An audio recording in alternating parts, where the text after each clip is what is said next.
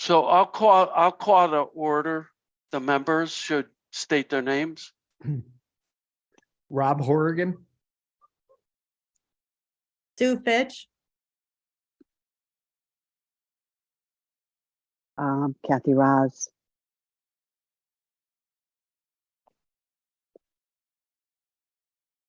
Sarah doesn't have a microphone. Sarah Gorglione.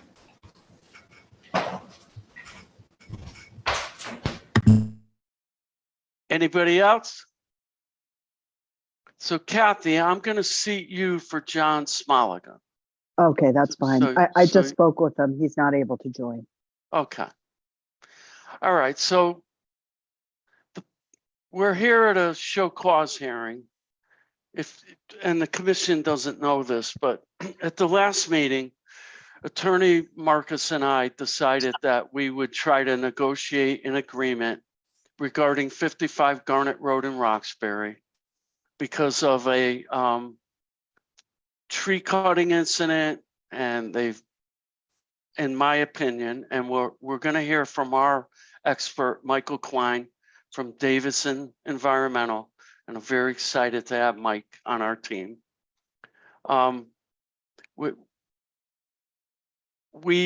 We're here and we're supposed to be negotiating, but a couple days later, Ms. Skrebla blocked the intermittent water course with sandbags, diverting it onto a neighbor's property.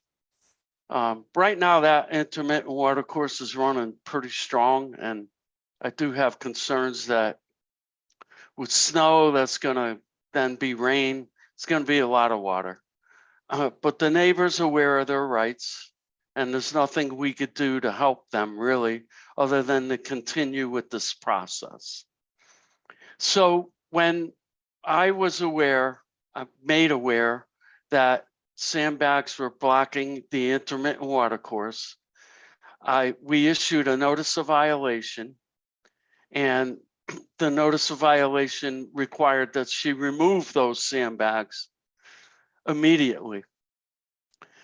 And then they, Gail McTaggart, our town attorney, met on the site with Neil Marcus, the attorney for the person at 55 Garnet Road, Grebla, with our expert, Michael Klein, and their expert from RJ Environmental, I think it is. And they witnessed, they inspected, and they decided that they would come back. And at that time, we requested they remove the sandbags again. And Neil Marcus refused on behalf of his client because they claim the town did work that's causing this problem. So we decided to issue another cease and desist, the second one, to require them to remove the sandbags, and here we are. To date, according to John Cody, our wetland enforcement officer, who went up there this morning, the sandbags remain in place. Gail McTaggart has had several conversations with Neil Marcus, who continues to hold that the town caused the problem. It's not an intermittent water course, and that's where they stand. So for the new members, a show cause hearing is in enforcement. Usually you notify somebody that they violated wetland regs, and you try to work it out, which 98% of the time is what happens in Roxbury. If they resist, then you issue a notice of violation, which they come to a meeting, and again, you try to work it out. And 99% of the time in Roxbury, we work it out. If that doesn't work, if the person continues not to comply with the NOV, you issue a cease and desist order, which you have to have a show cause hearing within 10 days. And the purpose of the show cause hearing is to give that person the opportunity to say why they're doing what they're doing and what's going on. In order to do that, we did notify Ms. Grebla via certified mail, as we're required to, and she rejected the certified mail. In other words, she wouldn't accept it. Her attorney was notified many times before this, and today I received a letter from him that he couldn't attend because he had a zoning appeals meeting in Bridgewater and couldn't attend. Of course, he tells us this today when this went out many days ago. It went out Tuesday. So is anybody for Ms. Grebla? Is Ms. Grebla here? Is Attorney Marcus here? Is anybody here for the person we issued the cease and desist to? No. Is the consultant here? What's the name of that consultant firm? It's Jim, I know, right? This is Gail McTaggart. It's James McManus. And Okay. And my understanding is he is not attending. Okay. So here we are. We've given him the opportunity to come before us to tell us why she's blocking an intermittent water course. But before we really could do that, we need to know whether it really is or isn't. Their consultant, JM Consultants, opined at our last meeting it wasn't an intermittent water course because there was no swale or stream bed. It didn't have hydrophytic vegetation, and it didn't contain stormwater from any particular storm event. You have to have 2 of 3 of those to be an intermittent water course. As some of you are aware who were at the last meeting, we pointed out to him that he looked at the property one day, 4 days after a storm event, and he claimed there was no water in the intermittent water course. He claimed there was no hydrophytic vegetation when it was well past, couple frosts passed, therefore there'd be no vegetation. But he did opine there was an intermittent water course across the street and over 100 feet down on Ms. Grebla's property. And for some reason, in between those points, the intermittent water course disappeared. But he did opine that the down gradient water course was within 85 feet of where she cut trees, and therefore it was a regulated activity, but because there was no real impact, it wasn't a big deal. Because the commission didn't really buy into that, and again, to the commission, I need to remind you, you can't just disregard an expert's opinion. You don't have to agree with it, but you can't disregard it. You have to take it into account in your decision. I don't really agree with that in itself, but I understand it that if you're not an expert yourself, then you can't really disregard an expert's opinion. So we decided to hire our own expert, Michael Klein of Davison Environmental. Some of you may remember him from the woods. He represented the intervener on that application. And so now I'm going to hand it over to Mike to see his opinion, whether this is an intermittent water course, whether it's regulated. Welcome, Mike. And thank you for taking this on. Oh, you're welcome. My pleasure. This is Michael Klein. I'm a soil scientist and professional wetland scientist with Davison Environmental. As Russ mentioned, I was asked to look at the site, review the file, and opine as to whether or not the area in question constitutes an intermittent watercourse. I walked the site on Thursday, the 12th, 12 days ago. Jim McManus, my counterpart on the applicant side, also a soil scientist and professional wetland scientist, was there. Neil Marcus was there, and Gail McTaggart was there. I submitted a memo that's dated the 19th, describing the results of my work. I think the easiest way to go through this, can I share my screen? Yes, Sure. yes. Okay. Share screen. You cannot share screen while the other participant is sharing. Let me pull this down. Okay, so let's see. We're gonna put up this. Okay, can you all see that? Yep. Okay. So this is the Grebla property here that it's outlined in the black line. This is Garnet Road. North is up. We started off by walking in the area of the intermittent watercourse on the east side of Garnet Road, and then generally walked through this area here that I'm showing with my cursor. The land in this area generally slopes down toward the west. On the east side of Grebla Road, it also slopes down to the north.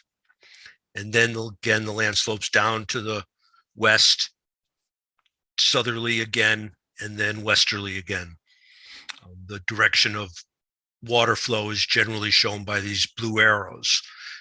As Russ mentioned, there is an intermittent watercourse on the east side of Grebla Road, shown here with the blue dash, 2 dots, and the triangles. It then, up gradient of this point, the flow is generally in a series of shallow swales that flow in this westerly and northerly direction. But at this point, the flow concentrates enough that it forms an intermittent watercourse. There's an obvious channel and bank. There's flow that was present on the day I was there, which was not immediately after a rainfall or snowmelt event. And there's evidence of recent scour and detritus, so it meets the criteria for an intermittent watercourse. There is a culvert under Garnet Road in this location here, and I'm showing, again, the flow is from east to west. At the outlet of the culvert, right in this area here where my cursor is, there's a small settling basin or stilling basin that was created by excavation and by installation of a galvanized metal piece of sheet metal that forms a little bit of a dam or a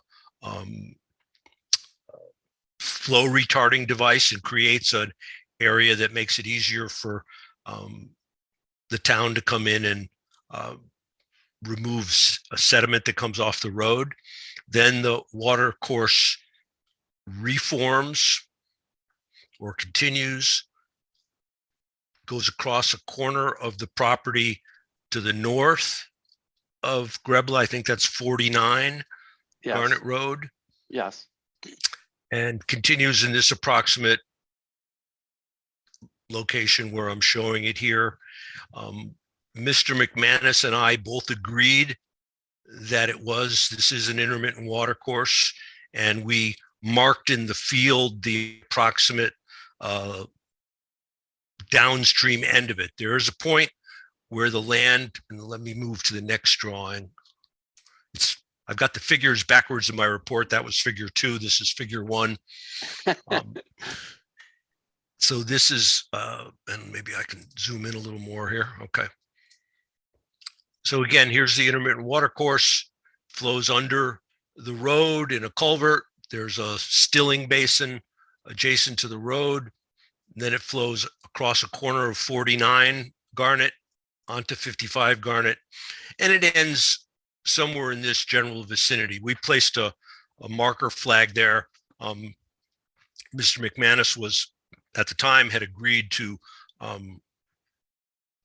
mark that location on a survey that the owner had and issue a revised report. He agreed that his prior report needed to be updated based on the information we saw. We did also look, what happens here is the flow disperses, the land is more level, and there's a lot of sediment here. I did probe the soils down to a depth of 20 to 22 inches.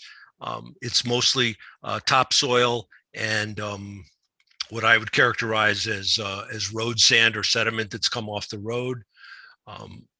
But there's another knoll in the rock in this location here that starts to form a barrier to the flow, if you will, and diverts it or pushes it. This is in its normal course of flow to the south again. And by the time you reach this approximate location here, it starts to create a channel of an intermittent watercourse, and eventually the water table is high enough that in this area it actually is a wetland soil. Again, we agreed on this in the field. My understanding was that Jim McManus was going to mark this area with flagging, mark the upper end of the intermittent watercourse, and provide that information. We agreed that he didn't need to, that the owner didn't need to go to the expense of doing an A2 survey if they were willing to provide a paste, use a tape measure, tape off from corner of the house and so forth to locate these resources as best as they could. As we were leaving the property and we walked back up along the northern property line, we did encounter a row of sandbags in approximately this vicinity, near the northeast corner of the 55 Garnet Road property, and it was blocking the flow. The channel was present down gradient of those sandbags, but there was no flow. The flow was being dispersed onto the property to the north at 49, where those sandbags were. I think that characterizes what we saw in the field. Okay, Mike, does it make sense to you that an intermittent stream ends where she disturbed all that area and then it comes back again? It's not unheard of for that to happen.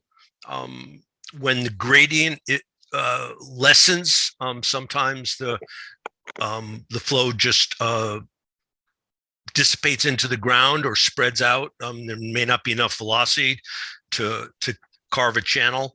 I can't. I don't have a crystal ball to look back and see what the conditions were. It's certainly possible that at one time in the past, the flow continued through there. The aerial photo record doesn't have enough resolution going back past about 2016 to identify a very small feature like that. But our current, once you reach that point, which I'll get back to again, once we reach this point in this general area, the channel isn't present. It doesn't meet the existing criteria. The guidance that we have says that we have to make those determinations based on what we see it in the field. So I didn't see any evidence at this time that the channel continued. Okay. But the area in between is disturbed. That's where she cut trees and Yes, this area in here is shown on all the aerial photographs as being wooded in the past, and it's not wooded now. So definitely tree removal occurred northerly and northwesterly, and to a certain extent westerly of the house. Okay. Does anybody else have any questions for Mike?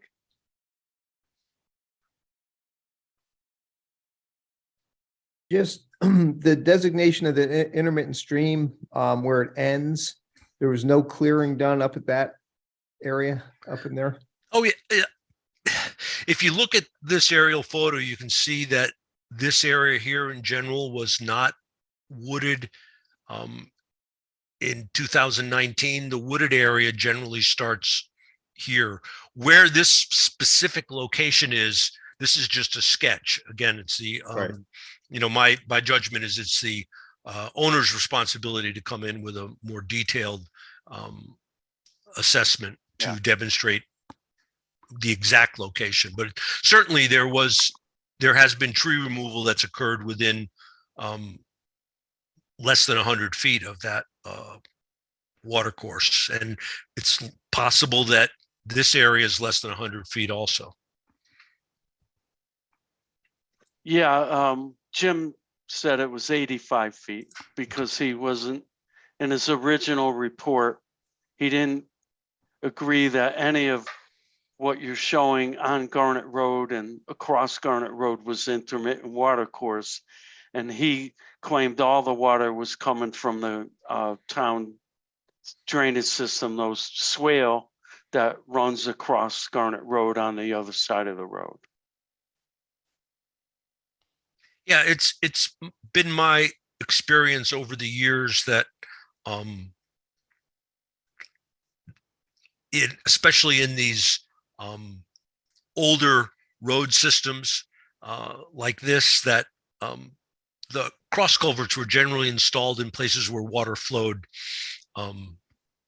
in the past. They didn't, Right, and naturally. and that naturally, or you know, Yeah. they might have been moved a few feet in one way or another to just make a straight line. But it's likely that there was flow in this area long before the town put in the road or the drainage in the road. Mike, I just have one other question. The end of the marked intermittent stream, the clearing was done right up to that, about approximately? Approximately, yes. Okay, so they were right up to the wetlands, the intermittent stream with the clearing, At or the close to it, or close to it. very close to it in this location, north of the house, the area that's west or slightly southwest of the house, it's a little bit less obvious. The air photo shows a little more open in this area here, but it was, and then it becomes wooded, so less obvious that there was work done in the immediate vicinity of this resource. It still may be within 100 feet. Mhm.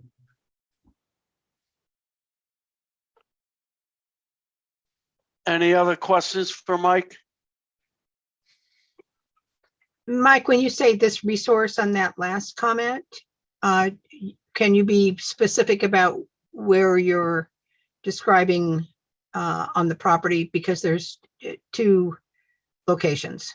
Yes, there's a wetland and intermittent water course in the south central portion of the property that flows south-southwest and then turns right in the immediate vicinity of the southern property line and turns easterly. That starts as an intermittent water course, and then after 40 or 50 feet, it becomes an intermittent water course and a flanking wetland. The area near the northern property line is just an intermittent water course. Okay.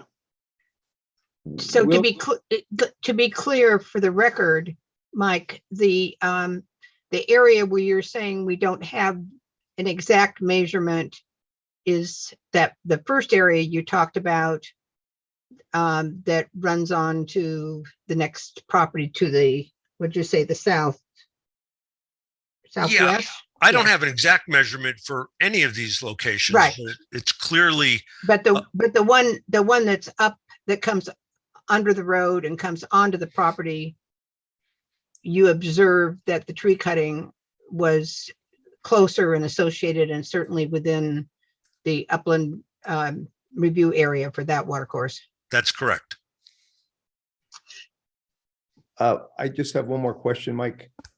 What potential impact could the activity have to that down gradient stream and wetlands?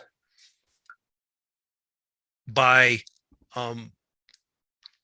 removing the vegetative cover, it creates the potential for erosion and sedimentation downstream in the resource area, and also raising water temperature.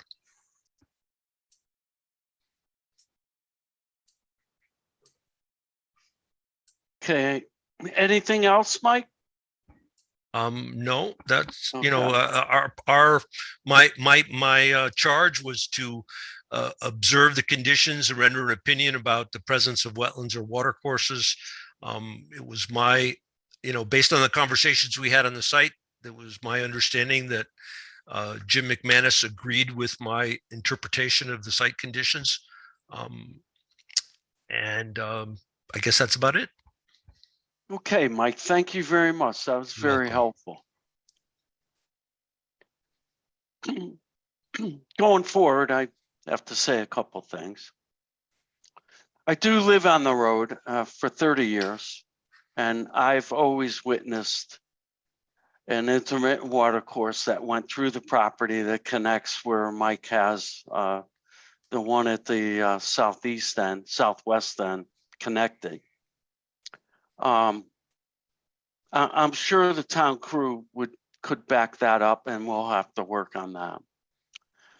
Neil Marcus told our attorney, Gail McTaggart, that if the commission goes to court, then he's going to he's going to make an appeal that I remove myself from the commission because I don't live in Roxbury. He found some evidence that there was a quick claim on my house back in 2016, and he claims I live in Bridgewater. It's hard to not laugh. In 2000, and I have to put this on the record. So in 2016, I got divorced, and my wife, my ex-wife, quick claimed my house to me. That was part of the agreement. And she moved to Bridgewater to a house that her parents owned, and with my kids, and that's the way we went. I own this house since 1992. I voted in every election, and I've been paying tax on it on time. So I'm not sure where I live anymore, or if somebody else owns my house. I don't know. But that's Neil Marcus's claim. His second claim, that reason why I should step down from the commission, is that I'm biased because I live on the road. I drive by her house all the time, and therefore I'm biased. So on that, I have to say, I drive by for 30 years, a lot of people's houses over the years. I used to be a non-paid wetland enforcement officer. John gets paid, which maybe I should file for reparations. I don't know, but I was a volunteer wetland enforcement officer, and I drive by a lot of houses. I have bias for the environment.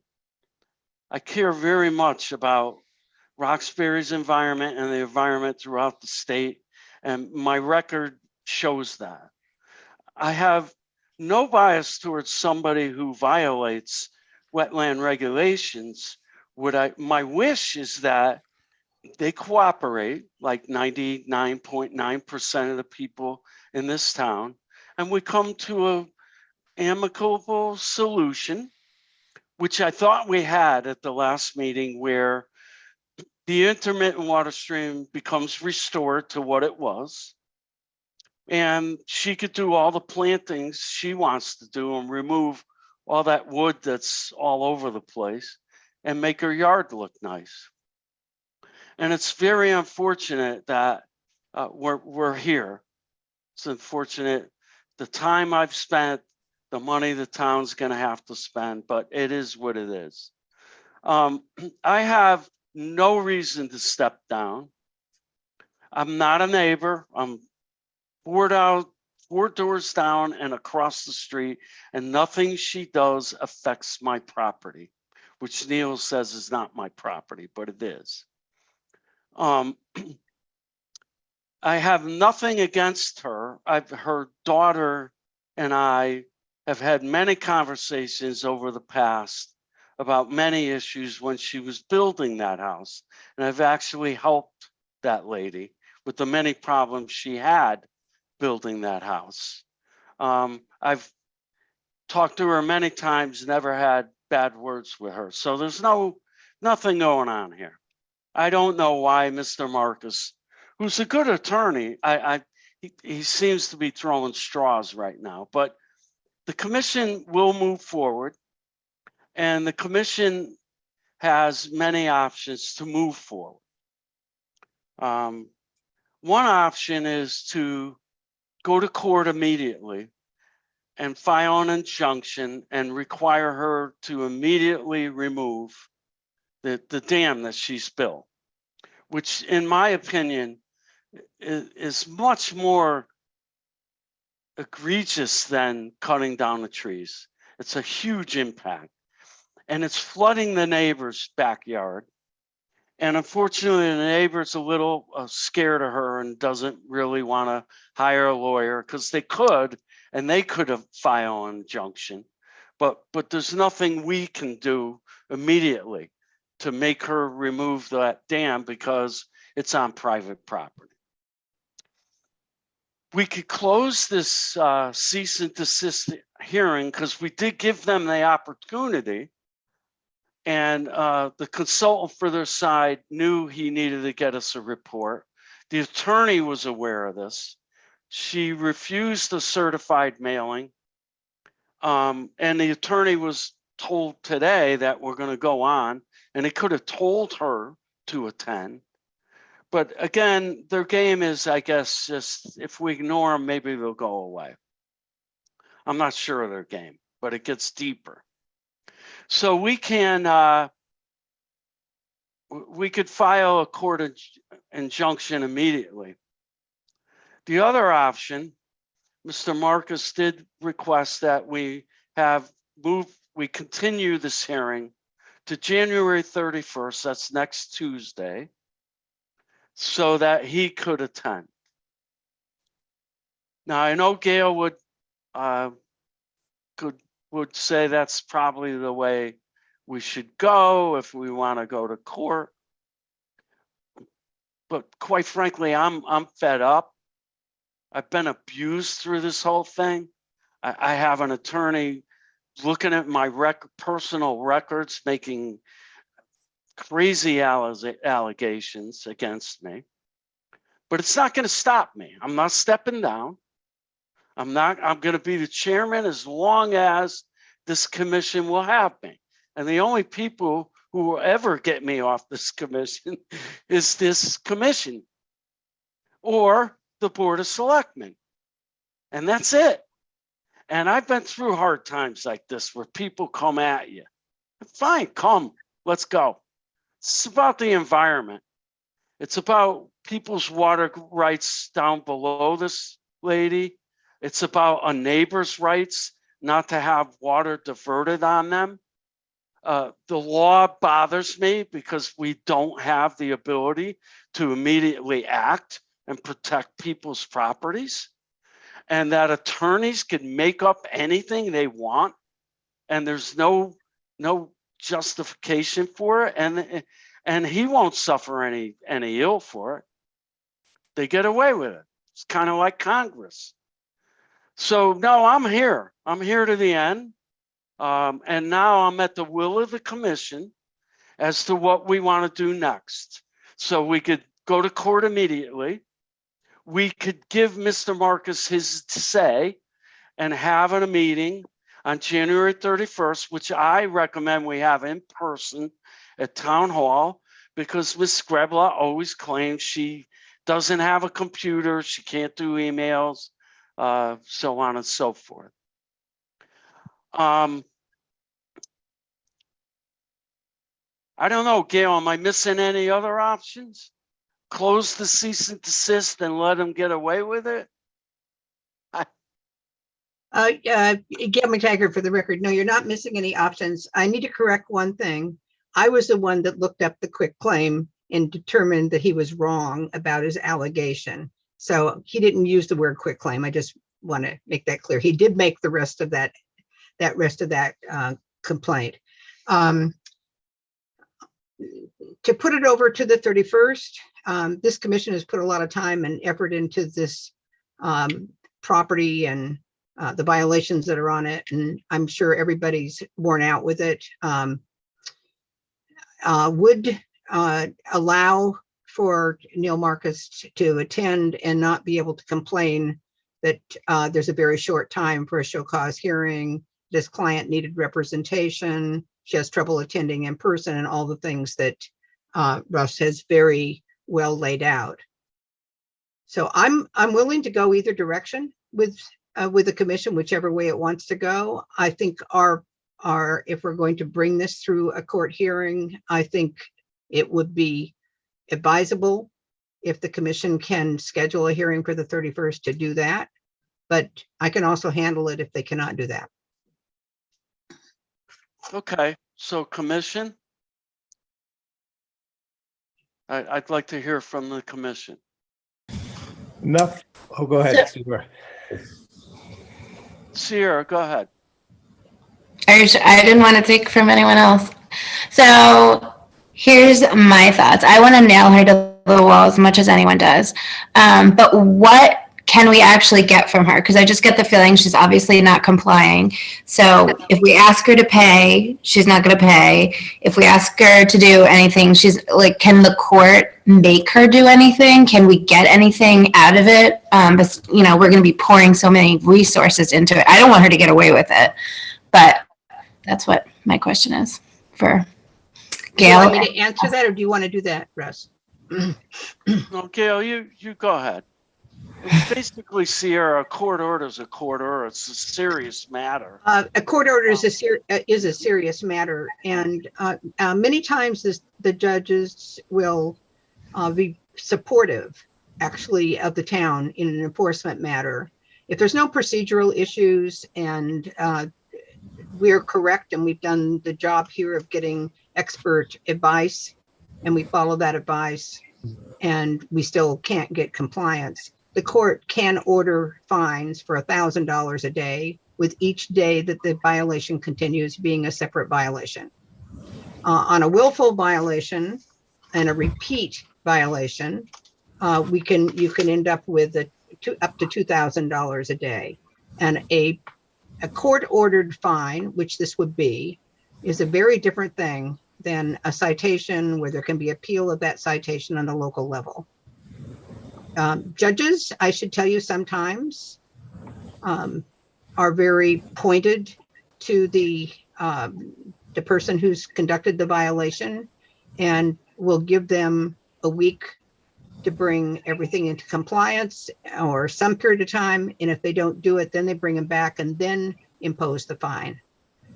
It depends. There's a lot of discretion by the court in that situation. This one is, to me, is such a blatant violation. Yeah. When I looked at those sandbags, the sandbags are not, obviously, you can see from the pictures, not the little sandbags that hold down your Christmas tree. These are large black sandbags that are really blocking that water course. The day that we were out there, I can corroborate what Michael Klein said. That water was really flowing. So there have been a drought before, but the water there's now enough moisture and so forth, and the groundwater swell is there, and the water was very much flowing. The water flowed onto her property. She's claiming that it wasn't on her property. Her counsel is claiming it was always on the neighbor's property. The mapping that Michael Klein has looked at, or the pictures that he's looked at, have shown that it's not true.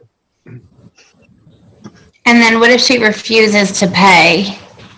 Then, yeah, we can actually bring a criminal claim against her. Oh, cool. No. And also, if she doesn't agree to pay, there's two kinds of fines. There's one under our regulations, which allows us up to $500 if it's in the upland review area and $1,000 if it's in a water course. And that's a town thing, up to 1,000. And if you cite that fine, and it could be for a notice violation or a cease and desist, either or, they have an appeal. There's a whole rule written where they could appeal, and they appeal to Brian Duda, who is the person who's been selected by the first selectman to listen to an appeal. So Brian would listen to the appeal and then decide whether the fine was valid or not. That we don't need to go to court for. When we go to court, and we never have, so this is a first. When you go to court, obviously it's a serious crime because you want more than $1,000.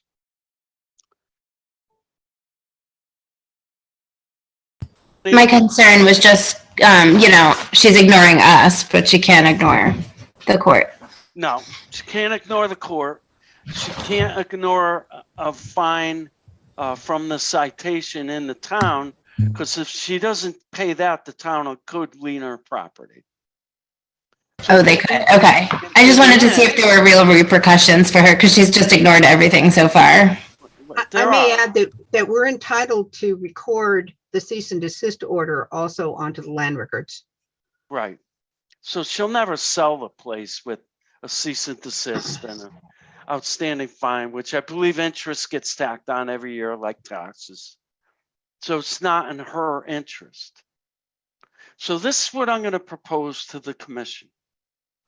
We have a first notice violation is cease and desist order. That cease and desist order was for the clearing of trees. I propose that we close that cease and desist order and we levy a fine of $1,000 because in my opinion, and from what I see, she did away with the swale that was once an intermittent water course. We can oppose that fine and then it's automatic and she could appeal it within 30 days and that just goes through somebody else, doesn't come to the commission, it's done. The one thing I want to make you aware of though, is this a $500 fine because the tree clearing, was it in the water course or was it in the buffer area? If we listen to Mike, he's not sure of the areas in between the two water courses that he's showing. He can't say for sure that was an intermittent water course. We do have the Landstat aerial that John Smoliga gave us that clearly shows, and I think from Mike's maps, it clearly shows. But I don't want to get into semantics. I'll leave it up to the commission. In my opinion, she cut trees where there was an intermittent water course. It should be $1,000 fine. But if somebody feels $500 is a safer fine, then I wanted you to know the difference. Could I ask a couple questions here, Russ? Yep. So there are multiple violations. So if we vote to go to court on this could be $1,000 a day per violation. Correct. So if we go the town fine of $1,000, we eliminate one of those. So why not just go to court for both of them? Because we have a second consent order, which is much more egregious, that it's worth going to court for. Okay. And remember, Rob, like Gail said, the courts aren't going to if she doesn't remove these things in 30 days, I would think the courts would not be fining her $30,000. Gail knows better from me, from the history of the courts, but I think we should send a signal and say, here's a fine, and you can't get out of this one. You could go to Brian Duda or whoever Patrick Roy appoints and state your case, but we have a very strong case. And now you got $1,000 that this is going to start costing you money. And the commission from day one offered you to submit an after the fact application, $350. She didn't take that.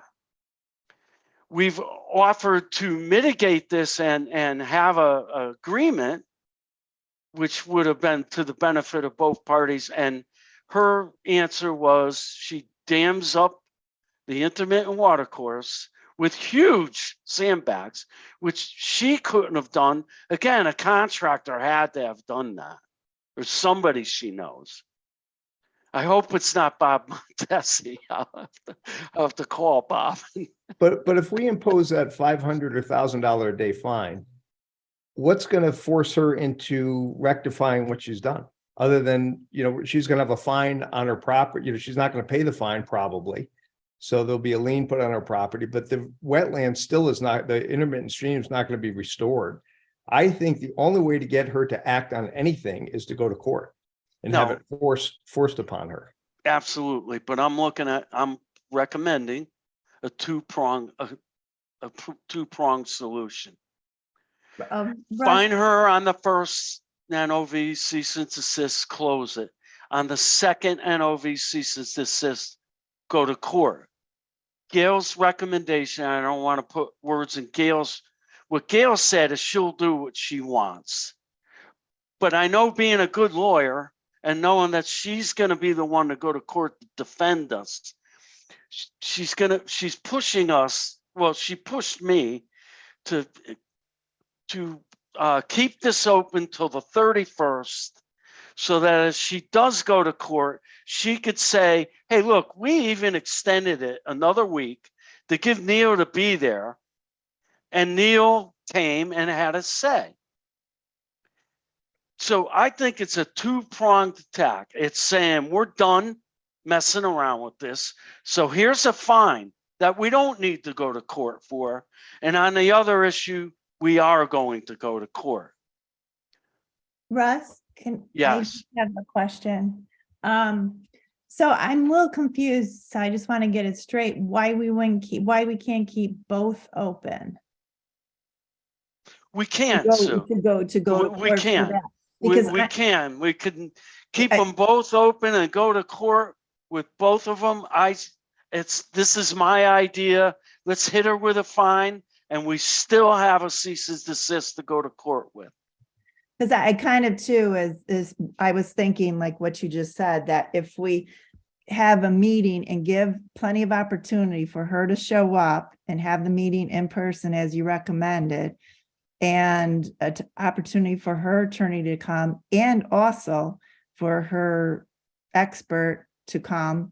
And if she doesn't show up with that, then I think that's, Gail could comment on that, but I think that's a stronger case than going to court. Like you said, that we've given absolutely positively every opportunity. Right. I hate to admit it, but I think waiting is better. As much as my emotions are, I'd like to be done with this. It's taken so much of my time. You can't imagine. And it's upsetting because I see a real impact every day I drive by it. Now, that's not to say I don't drive by 80 other streams on my way to work, but I do. I hear you. I hear you, Suzanne. Rob, I think you're heading the same direction. No, Not close that cease and desist, but just I don't have think it. I don't think we should close the cease and desist, but I don't think we should give them any more time. I think enough is enough. We've given them ample time. Yeah, I don't think anything is going to be fruitful that comes from either the lawyer or the woman, or, it's still going to be the same facts of the case. I don't know. I don't see it being a stronger case because we gave them an extra week, honestly. Well, See, if here's I, what if I could speak, I think we do have a stronger case if we Mhm. wait the week, because what happens at the court is courts are very sensitive about representation, due process, rights to speak. You have certainly given them that, but it's also true that the statute that requires a hearing within 10 days, if the attorney is, if someone's attorney is out of state, which by the way, Neil was until recently, Neil Marcus was, it makes it more difficult. He certainly knew about tonight. We talked about tonight out at the site visit. So it's not a surprise. We will have a stronger case if we provide the opportunity for him to come and say whatever he wants to say to convince you that he's right and you're wrong. I can't see how that's going to happen, but he should have that. He maybe should have that right to do that. Was he recently retained? Is that why he hasn't shown up for anything else? No, he's been No. there for months. No, months. he's not recently retained. He's playing a game, Sierra. That's what it is. So here's what he's going to say. He's going to say that the town created this problem by putting the culvert there. But the culvert was put there in 1975 when the road was built. It was there before the house was built that was on the property, which Ms. Grebla had knocked down and then built the house she has. And there's no wetland approval of that knockdown rebuild. I'm not sure why. There's no evidence they got a wetland permit, but somehow they got a zoning permit and a building permit. And I'm looking at how that stuff's happening. Because zoning is not supposed to give a zoning permit until wetlands signs off, and that's a town thing. And wetlands get signed off either by the wetland enforcement officer, who is not supposed to sign off on any major construction, regardless of distance to wetlands. So we could look at drainage, we could look at driveways, because we've learned over the years that even though there's no wetland, there might not be any wetlands on a property. Drainage and roof drainage and driveway drainage causes real problems down the road. Neil's Russ, going may to I say put- that the house next door, 49, that's the neighbor that she's at war with, that they did major grading when they did renovations on that house, and they didn't do it. Rondina did the renovations, and there's no Neil's claiming, and he's probably right, there's no wetland permit on record for that either. But what I haven't said to him, well, there's no wetland permit for what Ms. Grebla did. And that has nothing to do with this. You're just trying to get us distracted, make claims that have no merit, like I don't live in Roxbury, which I'm glad he did that, because it takes away his credibility. It really does. Just like the town replaced the culvert. No, the town didn't.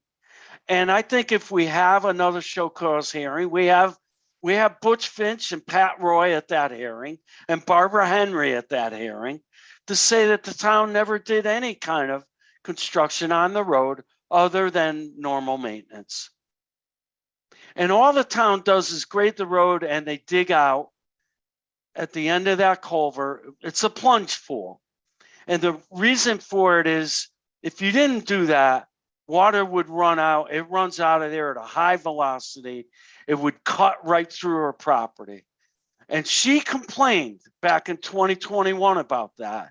And the irony here is the town crew put that metal dam, if you will, in because of her complaints.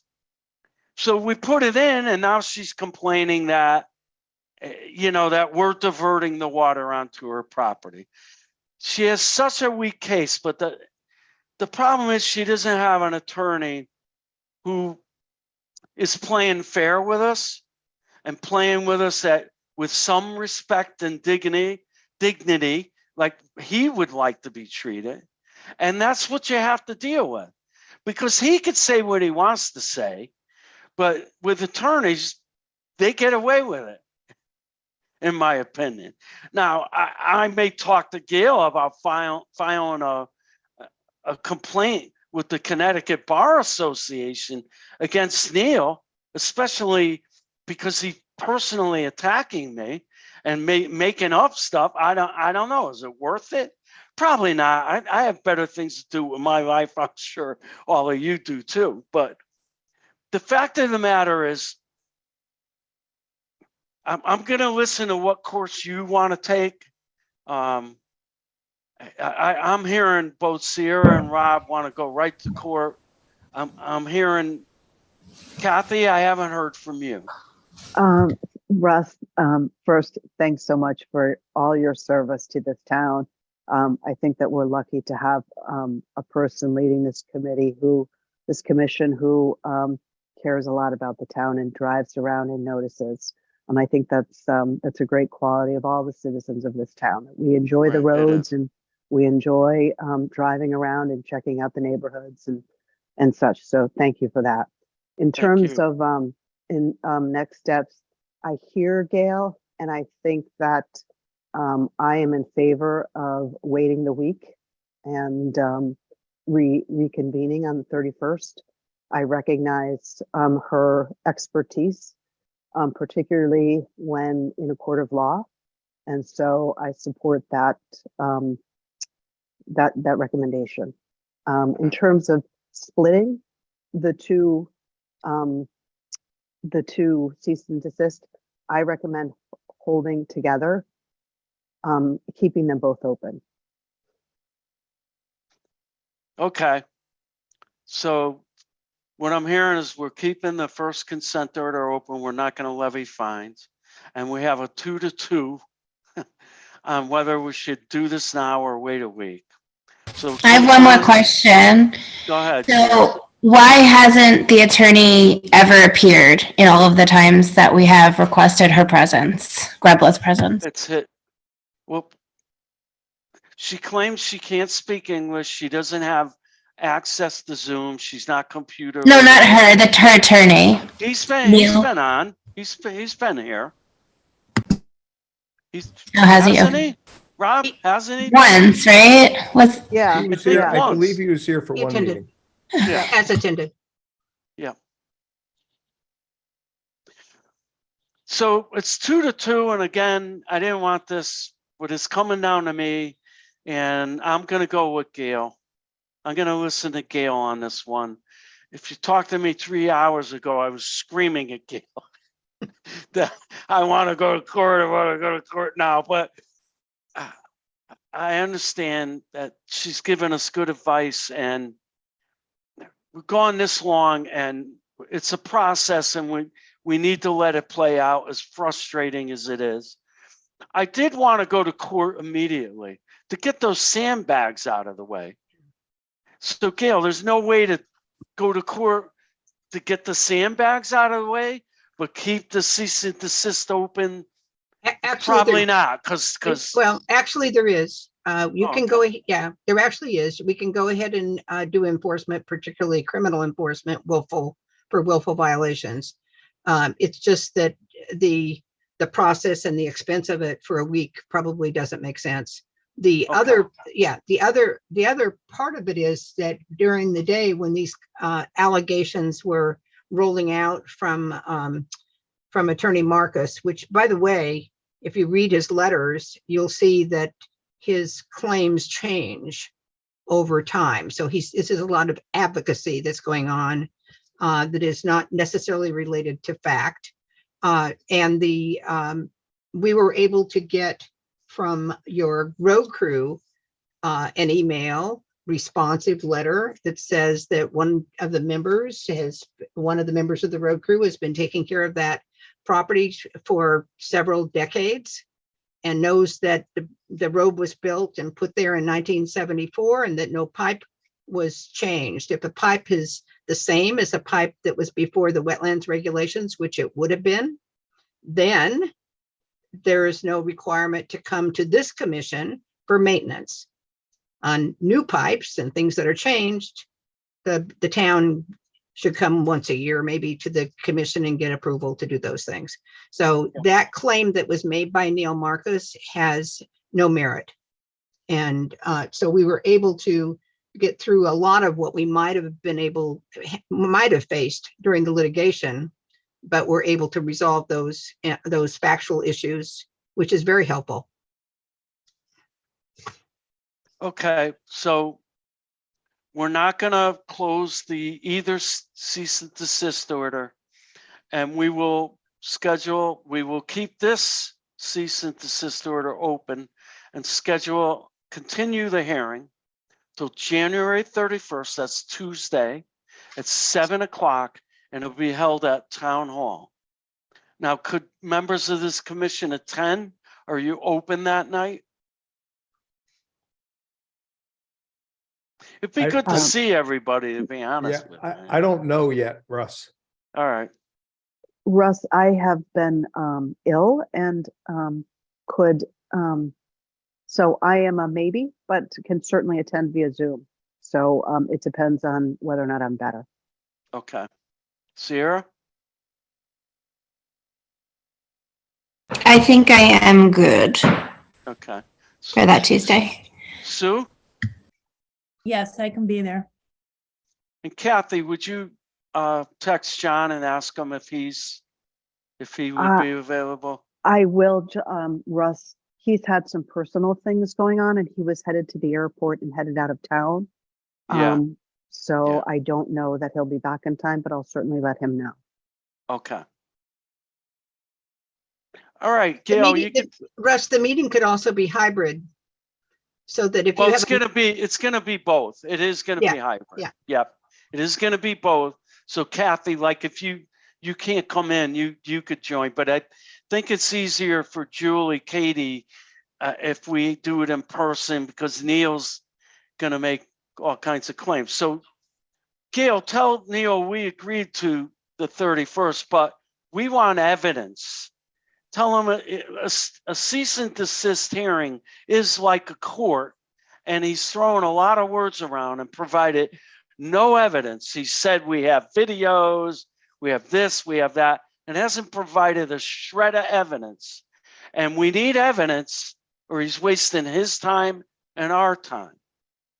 And that if the commission isn't satisfied, we will go to court. We don't want to, but this is the end here. We're not negotiating any further after that. Am I wrong, commission? Anybody on the commission disagree with what I'm saying?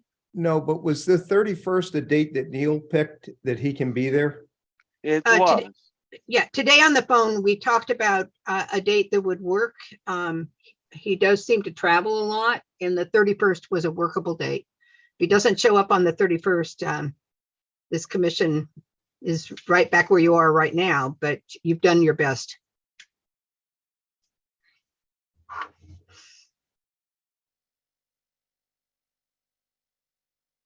That's right.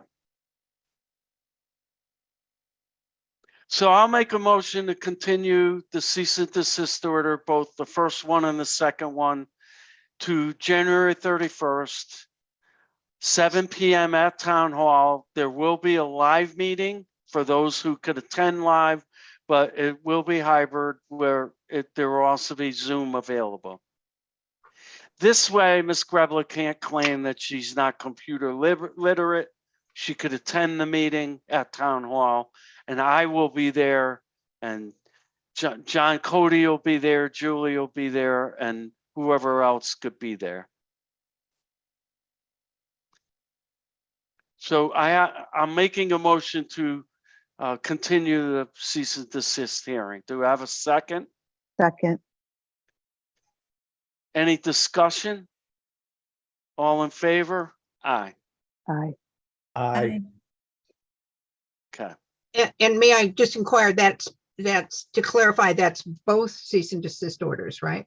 Yes. Thank you. Okay. And we continue to urge Attorney Marcus and Ms. Grebler to do the right thing and remove those sandbags That's the right thing to do. I guarantee you, Mike, that if they remove those sandbags and we get some good storms, you'll see where that intermittent stream was. I guarantee it. It's going to go back to where it wants to go. Maybe that's why she put them there, because for a long time there was no water, and it just started like a month ago. So, all right, we'll move on to our regular meeting. Thank Want you. to bring up the agenda? Thank you, Gail. I noticed that Thank you, Mike. the first item on your regular meeting is the continuation of the prior. That's right. season. You should stay on. So.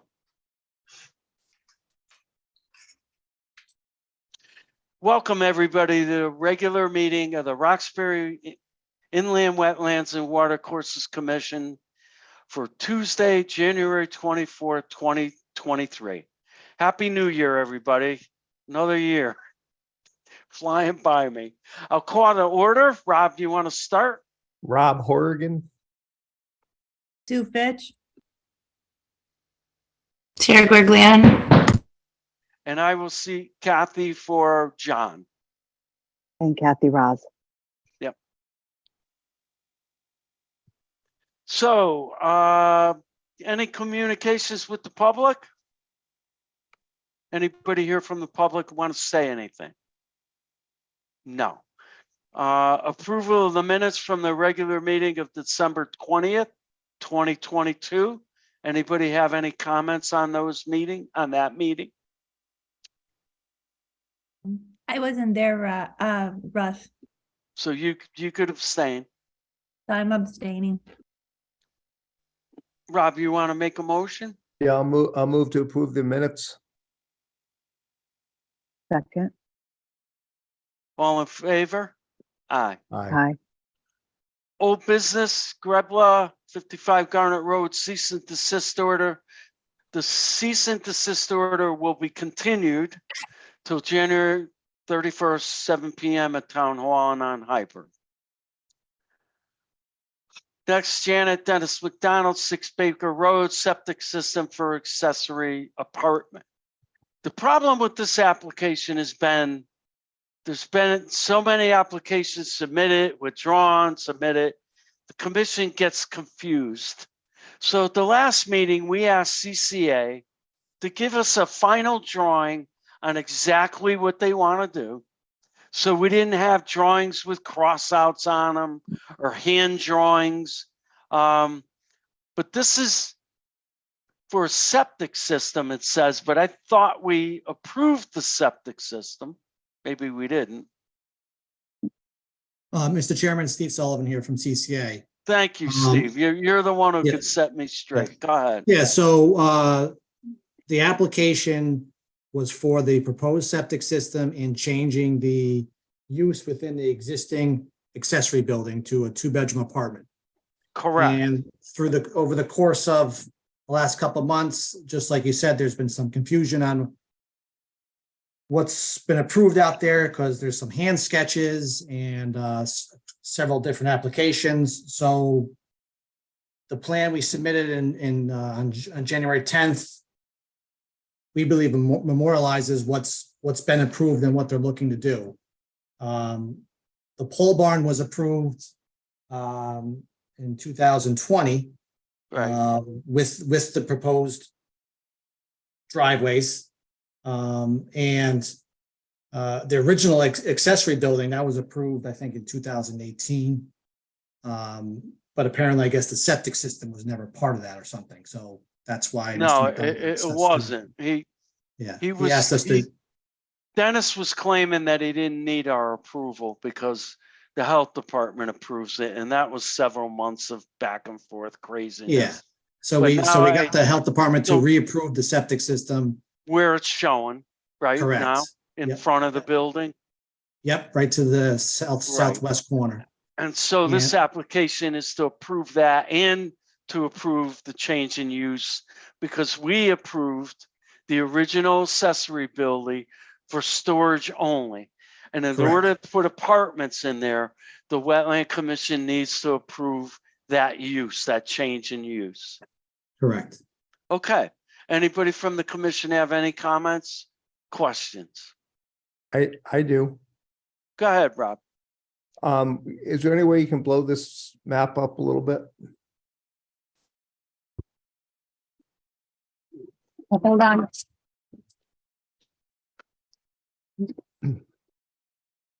My magnifiers aren't magnifying enough.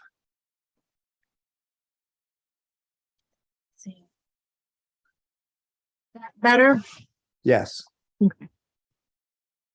Okay, so on this map, the problem I have is you'll see it calls for a location of existing stone driveway around the 2-bedroom apartment. The proposed 2-bedroom apartment. We Yep.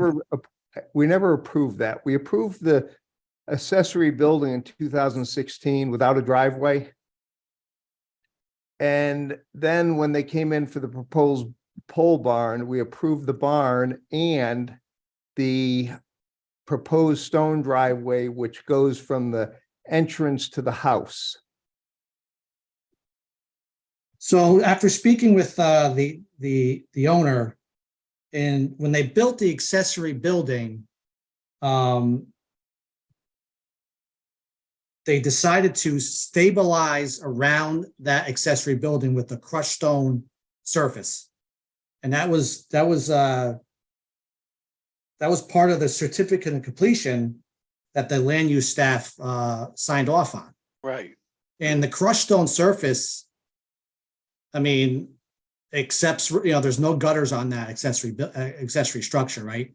So, and the way the roof pitches, it pitches to all sides, north, south, east, and west. So it's spread out, which is a good thing here. And I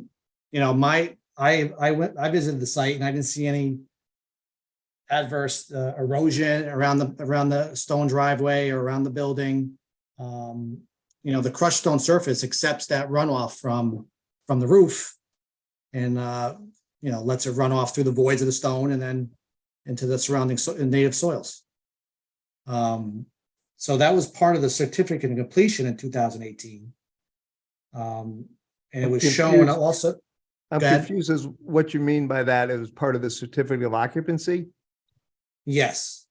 Okay, but we never approved that. It was never proposed. This existing stone driveway that's being, that's surrounding and occupying a large portion of this property, close to the wetlands for parking of cars and things like that. Yeah, I remember, Rob, that we specifically asked too about the intended use of those buildings. Yeah, the minutes show that, but that's why they're here, to change the use. And in order to evaluate it, you have to look at directly what the change of use would have on wetlands. But And they're asking, To me, the change in use on wetlands would be parking. Not people living in that building isn't going to change any impact on wetland, but about the parking, and that's where I asked the parking. But what Steve's showing us is an We existing. showed 2 parking spaces in front of the proposed pole barn. Right. Plus, But there's what interior. Rob's saying is he doesn't There's believe interior we ever spaces approved- inside the accessory apartment. Yeah, what Rob's saying is he doesn't agree that we approved the stone driveway all around the building, that we ever approved that. we was didn't. an- I'm looking at the 2020 map. That was the hand-drawn map.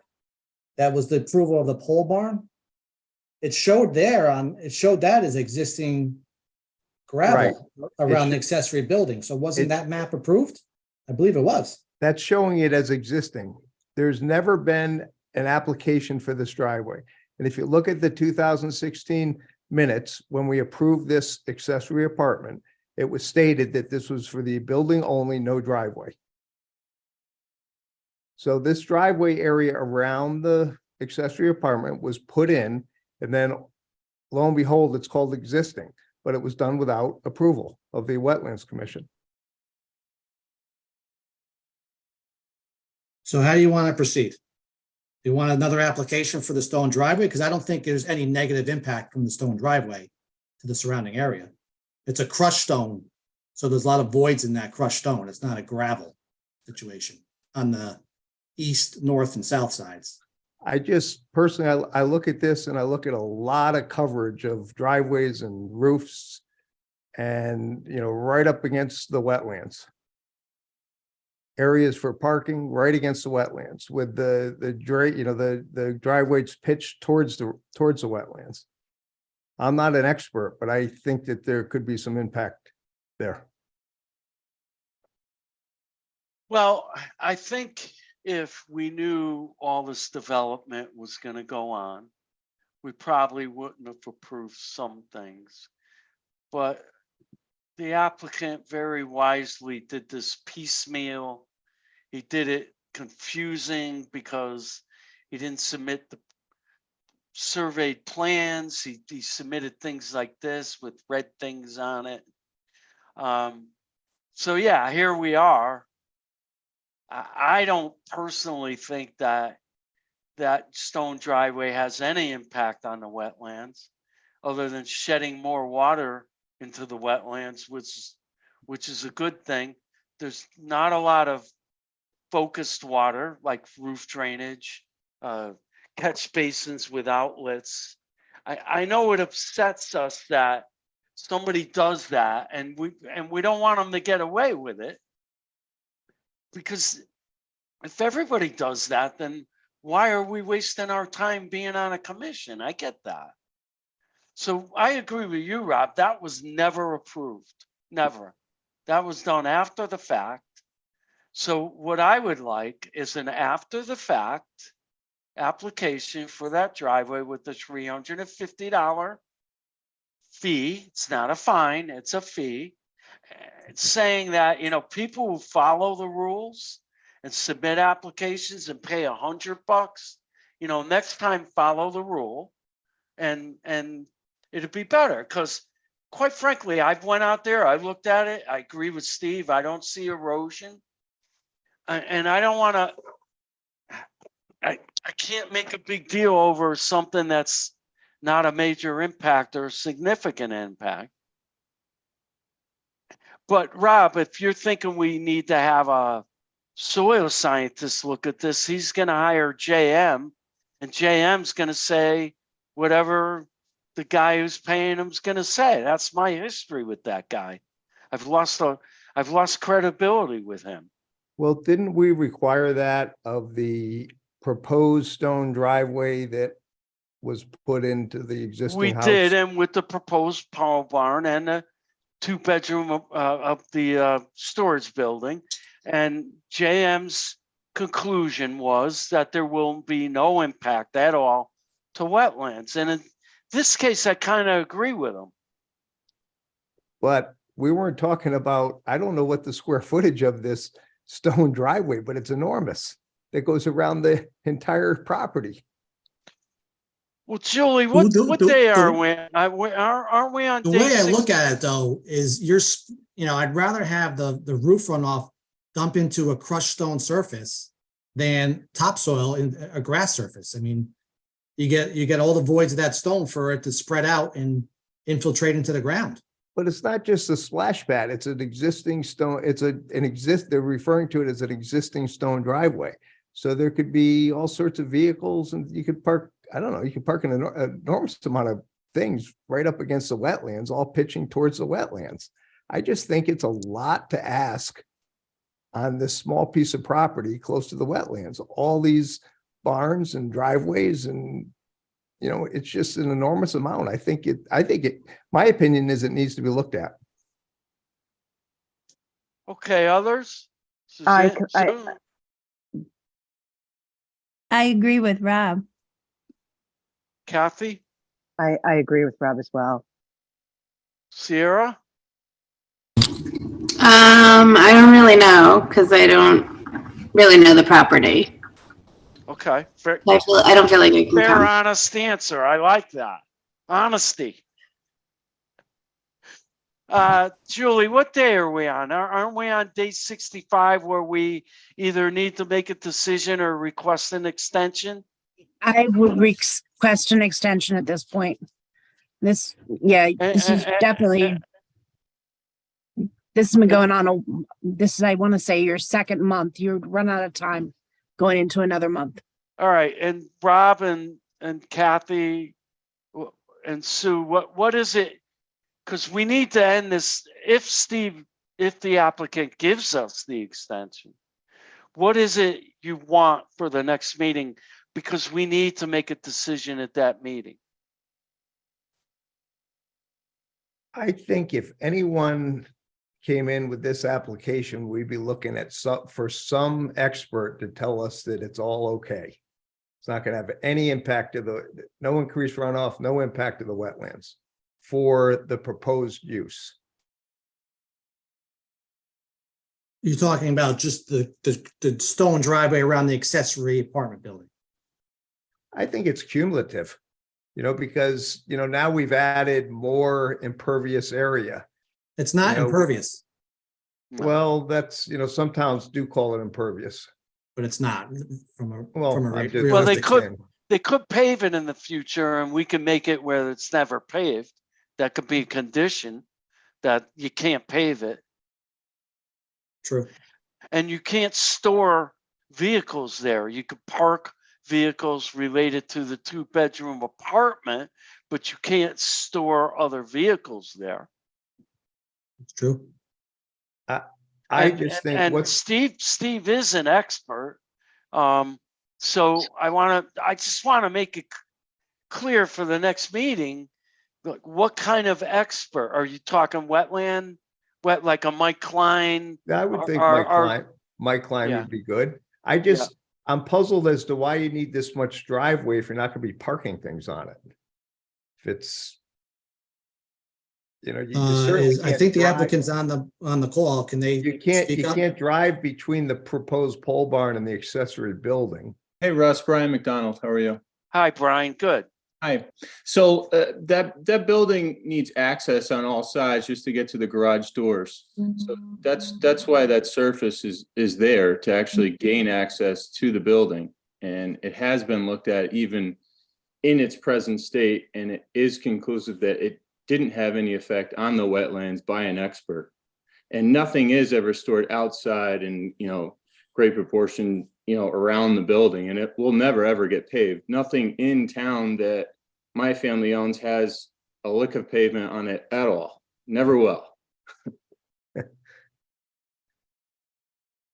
And Brian, that expert was, you're talking about, was that James McManus? Correct. Yep. He's been out there, I believe, last year. So nothing's changed on the property. Nothing was added. His opinion was on the property as a whole, not just the proposed stone driveway to the house. It was, the proposed 2-bedroom apartment, building, or the storage building they're calling it now. It was everything on the property, if anything had an effect on the wetlands negatively, and he deemed that to be a no. And we did soil samples, came out and looked at all the vegetation, everything was good. And I'm sorry, I'm hearing that he gave this opinion, but it didn't include all of the structures that are presented here this evening. Is that correct? No, everything on the property, including that proposed pole barn, because I believe that's why he was called in for the proposed pole barn, because it was so That's close to correct. the wetlands. That's And so correct. And that we is can- approved. And Right. we can pull his point of view from prior minutes? Yes. Yeah, I could vouch for that. Yep. And there was a report filed too with you guys. Yeah. Okay, and do you have that with you tonight, or we'll have to go back and take a look at that, I guess? No, it's in our file. Okay, Yeah, it's I in think our it's, file. it's on, I think it's an item on the, an attachment on the agenda. You have maps and reports. I think Jim McManus' reports on that. Was Under that the agenda. like a May 2021 report? Not sure. Bear with me here a second. Let's see. because I think that report was generated for the driveway that was the pole barn and the driveway going towards the house, not for the driveway around the barn. That's correct, because there was never any mention about a driveway around the barn. You're absolutely right about that, Rob. That was never approved. But my point is, I don't think it impacts wetlands. Is probably a better condition, in my opinion, to have that than have topsoil. And I agree, the site is really built up. And that happened because it came in one thing, then another thing, then another thing. But that doesn't matter. I mean, what matters is you could build up the whole site, but what impact is it to wetlands? And we had a wetland scientist come in and say there'd be no impact if they did the proposed pole barn. The storage barn, existing building, where they're proposing a 2-bedroom apartment, to me doesn't change wetlands. My concern was septic, which was originally shown in front of the existing house and close to that wetland that's there. And that bothered me. And Dennis and I got into, protracted arguments. There's an example of my bias. Dennis and I have gotten into protracted arguments my whole 30 years on this commission, but I still respect him. And, when he comes in with an application, I look at it with neutral eyes. I like where the new septic is. I like that. And I don't have a problem with the stone driveway, but I'm not the commission, and the commission feels they need to get a soil scientist, wetland guy to tell us what impact that after the fact driveway has. I'm fine with that. We could approve the change of use and the septic tonight under this application and require that they submit a separate application after the fact with the after the fact fee for the driveway that was put in without a permit, and that a wetland scientist opine about the drainage and the impact of wetlands. How's that?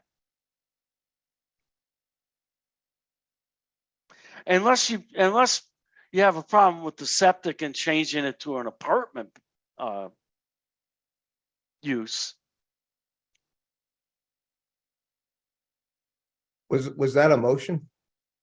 No, I'm asking the commission, would you like to do that? Doesn't that make sense? I mean, does anybody have a problem with the change of use of the septic? I No. don't have a problem with the septic or the change of use. All right, so we could vote on that and then require as a condition that they submit an after the fact for the driveway, because you're right, the minutes are clear. That was never on any plan. And that they do an after the fact and have a wetland scientist opine on what potential impact that is. And I know Brian says we'll never pave it. Brian, we've heard that. We've heard that. Things sell and things change. And so we need to protect for the future. If I were to go for this, I don't have a problem with it, but I wouldn't want to see it paved. So I'll make a motion to approve the change of use from a storage building to a 2-bedroom apartment with storage and the septic system that goes along with the 2-bedroom apartment as a regulated activity, with the condition that the applicant submit an application within 60 days, an after the fact application with $350 after the fact fee for the stone driveway. And that application must include a report from a wetland soil scientist or a wetland expert on the potential impact of that stone driveway to the wetlands. That's my motion. And can we just clarify that the stone driveway we're talking about is the existing stone driveway on the north, south, and west sides of the existing building, 2-bedroom apartment? That's correct. And I just would like to clarify that the soil scientist report. Wait, is I made a motion. Somebody needs to make a second and then we have a discussion. Second. Okay, I have a second discussion. I just want to make sure, clarify that the report by the soil scientist is a cumulative report of the site, not just the driveway. It's everything involved. Good point. Rob, I did go through that report that's in the, what was provided for tonight's meeting, and I'm not seeing that really covers the cumulative changes shown in this drawing. So that's what we're asking for. Right. Just so we're clear, that's what we're asking for.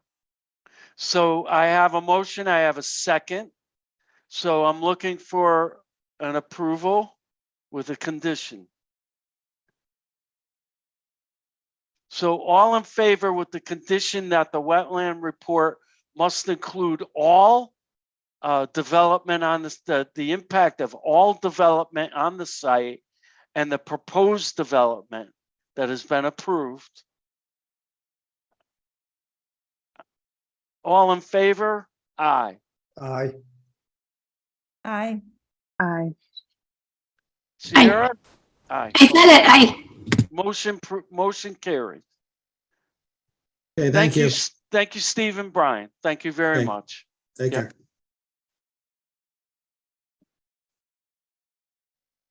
Next up, Okay. Um,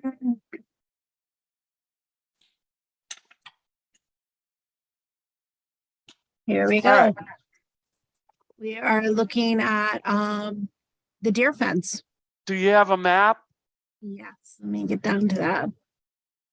Up, right over it. There we go. There's our map.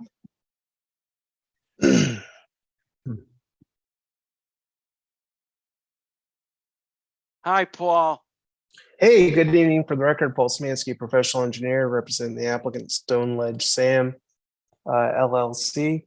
The proposal is for the construction of a deer fence on portions of the properties owned by the applicant. We did have a site walk on Friday. One of the things that was discussed was I was going to modify the detail. So if I could I just share my screen to show that? Is that okay? Yep.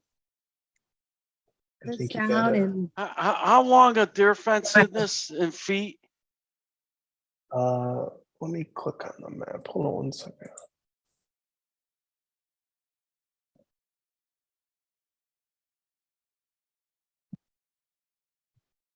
Just opening up the AutoCAD.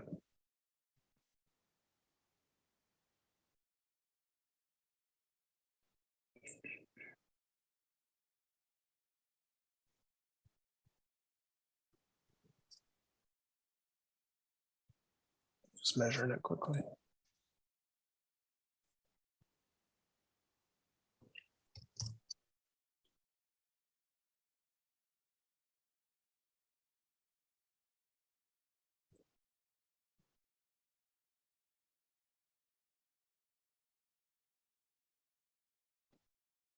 It's approximately 6,000 lineal feet. It's over a mile deer fence. How high is the deer fence? Hold on one second. Let me pull up the detail to show you guys.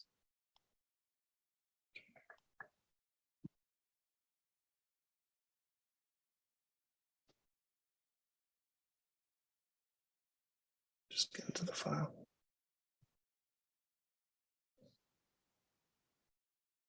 Can you guys see that? Yep. Can you guys see? So it's Okay. 8 feet high.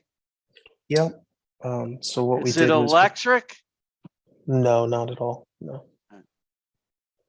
So And what we it's did, gonna close in 6,000 feet. How many acres is closed in? Like 80? no, that's not even the entire property. Hold on one second. Oh, I thought it was the entire property. No. So I'll go back to, I'll let Julie share the screen. Can I just talk about this detail quickly and then we'll talk about that? Is that okay, Russ? Yeah. Okay, so on the detail, what we did was we modified, you'll see in the bottom of the fence in the central portion, we added a 12-inch by 12-inch ability for Steve Block from Westchester Fence calls it a critter hole, which basically allows small animals to get back and forth through both sides of the fence. The sole purpose of the fence is to prevent deer from getting into the portion that's going to be enclosed by the fence. You also know in the notes, it says proposed fence installation within 25 feet of the wetland areas as depicted on this plan shall be performed by hand without the use of any and all machinery to prevent wetland disturbance. So let me unshare my screen so then Julie can bring up the map.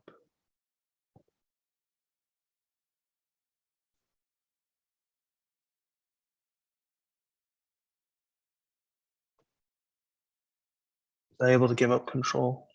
There. Yeah.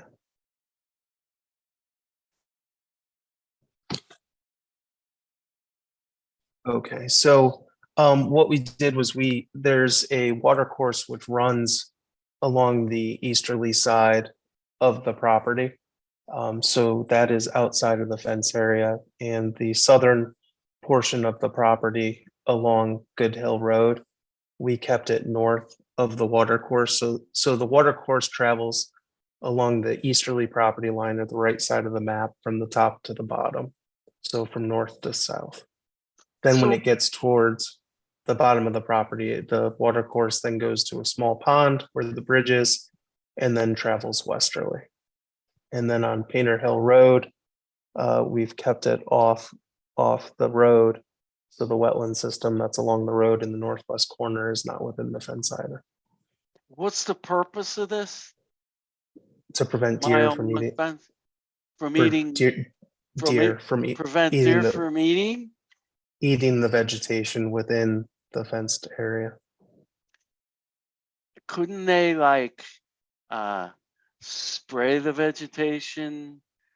Get a dog or two? There's dogs dying for a home like this where they could run free and chase deer, or get plants that deer don't like instead of changing a whole ecosystem and having a negative effect. And I know, Paul, I got to tie this to wetlands. Wetland commissions are not the Environmental Protection Agency. Mhm. Unfortunately, Environmental Protection Agency and DEEP don't do a hell of a lot to protect the environment, which is a fact.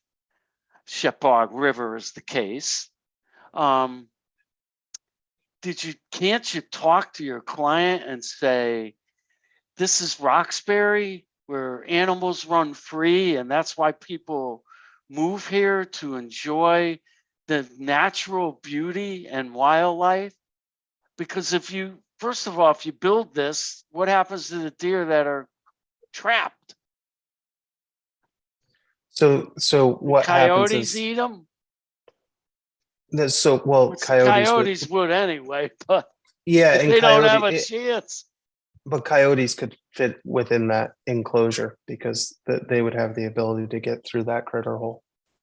So it's really to prevent the deer. That's it. So all the other animals still have the ability to pass every 100 feet through the fence But what in plants every are in direction. what plants are in the wetlands other than natural plants? Why would you want to keep deer away from their natural It's habitat? all the plant. We're keeping them. We're keeping only deer away from habitat within the fence, but we're not preventing things like amphibians or small animals from No, but going the in. deer are part of the ecosystem. It's going to change migration patterns. It's going to change the whole ecosystem. A mile Correct, long but fence. I I've mean, also heard that these fences are really bad for a lot of the birds, flying into them, getting stuck in them. They can't always see them. Owls, hawks, everything. That's true, Rob. you've heard of that, or you have evidence to Well, substantiate that? just pictures that I've seen online looking at deer fencing. I can send you the brochure. Julie, could you Yeah, move this picture up a little? Because I'm only seeing the red is the fence, right, Paul? that's correct. Yes. And I'm only seeing this one area on the bottom. Where's the rest of it? Can you see my little hand cursor? Yeah. So I'm seeing that. And Then- correct me, I believe it goes that way, down, Yep. over, and up. And then west of the water course up, Ah. and then And then, Boy, that's a lot of acres to not keep nature out of. just to be clear, what you're speaking to nature as if it's everything. It's keeping animals the size of a deer out. So a deer. But why move here if this is the way you want to be? Why move here? Well, Why not move to I- Westchester County? I'd rather stick within the confines of the statutes and not get into people's personal preferences No, with but respect to what they want on their I'm property. sorry, but I mean, so if we look at the somebody, statute, right? somebody, Paul, has to speak up on stuff like this. So we can't be silent anymore. I said to my son, somebody wants to put a 6,000 foot fence. You know what he said? Talk about entitlement. And that's what it is. Ed Matthews wrote a great book who said that man does not have the power to change nature. Who gives us this right? Who? Who gives us this right? Because there's not a law, because we got to make laws for common sense and decency. This befuddles me. I've never seen anything like this in this area, except for Westchester County, the Hamptons. And I hate that that's moving here. I really do. And I'm standing up for this town. I swore I would not allow this town to change when I got reelected. And as somebody who's dedicated my life to the environment and wetlands, I mean, has he volunteered for anything? I mean, it's easy to write the check to say I give to charity. Try giving the 40 hours I gave to the Wetland Commission this week. And it's just, I'm sorry, I'm out of line. I admit it, but this just really upsets me. It just really does. And I think I need to step down off this because it disgusts me. It disgusts me. And I'm going to step down off this, and I am going to get people together, and we're going to fight this. Because this shouldn't be allowed. There should be a law. And I'm going to contact Deep and find out what we could do to prevent the changing of a whole ecosystem. No deer. I don't want my plants eaten by deer. But he's all about the trees. Well, who's going to eat the acorns then? I mean, this just, I'm sorry. I'm out of line. I know it. I'm stepping down. I don't want any part of this application, and I don't want any part of any person who would propose such a preposterous, environmentally disgusting thing, because it really is. You may have the money, but you don't have the brains. You really don't. You don't respect the environment. And it's about time we all start speaking up on this and not sit back and just accept it. Oh, the regulations don't have anything against it. Well, no, who would think of doing something like this? I seriously. And I did ask you, Paul, to talk to the guy, to try to talk some sense.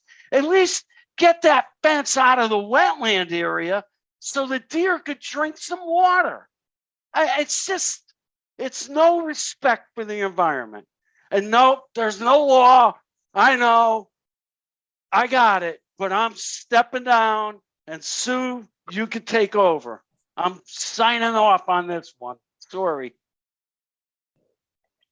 So if I could just I speak, thought which I was, thought you'd come before us with a better, more reasonable plan. By the way, there's feasible and prudent alternatives, and I do believe that doing this fence is going to directly impact the wildlife and the wetlands. But I'll leave that up to Sue and the commission because I can't be a part of this. I'm sorry. Paul, I have a question for you too. So On I'll this, step down. Let me Ca- step ca- out. can I just first address the comments, or would you like to ask your questions first, Sue? well, isn't this the property that isn't there, that this has a huge winding driveway coming off of Painter? That's correct, yes. Okay, because I don't see, am I missing that? I don't see it marked on the plan. So, We're just showing the fence as part of this application that was previously approved by the commission. well, not saying that, but because of the fact that I thought that all encompassing for the piece of property, since this is like such an expansive proposal. So I would you just- like me well, to I provide just- a map for the record showing Well, that? there's a, you show the driveway coming off of, I believe, you show the other driveway, so because I think Yeah, it. the other one's still under construction. Yeah, but I can add that to the map if you'd like. Because I think it is relevant though, too, because I mean, that was approved, but I think it's relative too, to show how much actually work is being done on this piece of property. Yeah, I can Or certainly add proposed. that. I can certainly add that to the map. Thank you. That's not a problem at all. Just as it relates to the commentary that was made, that the deer will not have the ability to drink. The two wetland systems that are within the fence are not water bodies. The only water bodies that are on the property are on the easterly side of the property, which is not being fenced, and the southerly portion of the property, which is not being fenced. The only static water body, that being a pond, which is adjacent to the existing bridge off of Good Hill Road, is not within the fenced enclosure. So all of the areas that currently have the ability to be drunk from, so to speak, by a deer are outside of the boundaries of the fence. So their ability to drink water on the property will not be impacted by this proposed activity. Just as I know Russ had provided his commentary, as the engineer, I have to go back to the confines of the Connecticut General Statutes, section 22A-41, which is the wetland statute, and 22A-41D speaks specifically. And if it's okay, may I share my screen just to show the statute? Oh, that's fine.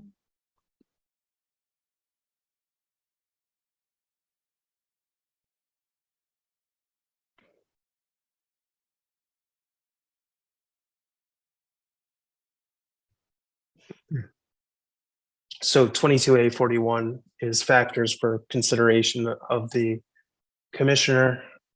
So the section that speaks specifically, this was added back several years ago by the state legislature, subsection D. And this was because of the case called River Sound Development LLC versus Inland Wetlands and Watercourses Commission of the town of Old Saybrook back in 2010.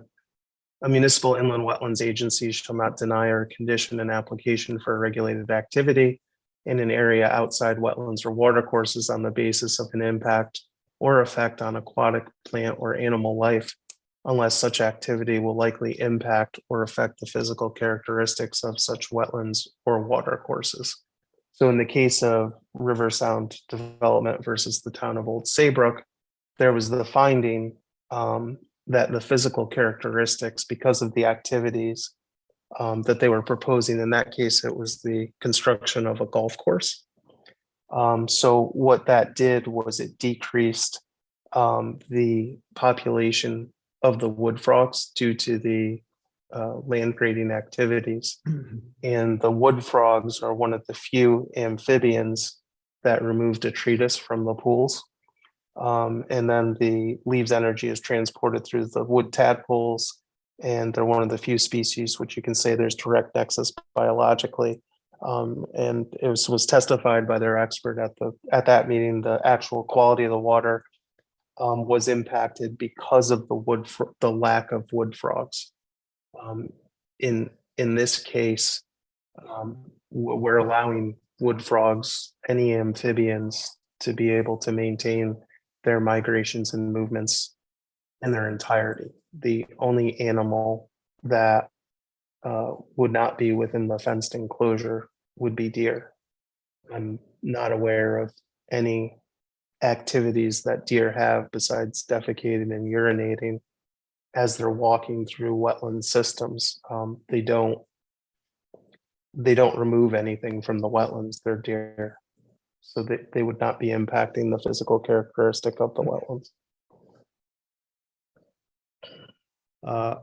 I'd like to just say that I think that we need to hire someone to take a look at this. Well, I agree, Rob. I was just gonna say that I feel that this is too extensive, too much acreage involved in respect to Paul, his area really is.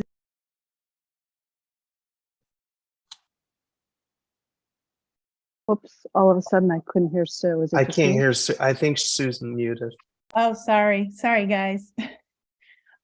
With respect to you, Paul, I just was agreeing with Rob, thinking that we need to hire somebody to review this. Just as I went, proposed to state that that's my area of expertise. I think we need to get somebody in here considering the size of this that is involved, the scope of this, to look at this project proposal. That's fine. How does the process work? Do we just have to give you consent that we'll pay for it, or just so we can keep the process moving? Rob? Do you want me to just coordinate with John? I think we have to figure out who would be the person to do this. You know, right off the bat, I think of Michael Klein, who we had on tonight for the Garnet Road property. Yeah, that's not a bad idea, to see if he's available. Right, if he's available, and I have no idea what his fees would be. But I think that would all have to be determined and presented to the applicant for approval, I would think. I'm not sure. And Yeah, I think I typically what apologize. happens is you guys just provide an estimate, I approve it, I cut a check to staff, and then he begins his review. So if that's okay with you guys, we're amenable to we're agreeing to it, so. But Paul, I do have a question, just as a feasible and prudent alternative, is to talking to the owners about not doing something less. I just, Yeah, I'll approach excluding those 2 wetland systems from the fencing, because there's only 2 wetland system within the fencing. Paul, can I ask you another question? What is their real directive? Is it the fact that they want to do extensive planning up by when they buy the new house, and that they don't want the deer there? Because I'm also looking at another, but I mean, I can't tell them what to do, but an alternative would be to greatly reduce the size and have that, if they're looking at that versus, I can't imagine that, because there isn't a huge understory there that they would be looking at, because there's a lot of mature trees out there. So the amount of understory, tell me if I'm wrong, but remembering is lower, so that you're not going to have deer necessarily in those wooded areas eating the understory. But the fact, if they're looking at, they're going to be putting plantings up by the house. And if that's the case, then I think they have a feasible alternative to make this of a smaller impact, of smaller footprint on the property and the development. So yeah, that's fair. So previously we had received approval for a large number of plantings along the driveway itself, going up the driveway to the home. I will definitively sit down with the homeowner and discuss excluding the two wetland areas from the fence as an alternative to consider. And- If he is, oh, sorry, Oh, I didn't mean to interrupt you, so you No, can go ahead. sorry, Paul. I So interrupted. I just wanted to pose a question that if the homeowner was willing to exclude those two wetland areas from the fencing, would the commission then still need to proceed with an expert? Because that would, because now the wetlands would be excluded from the fenced area.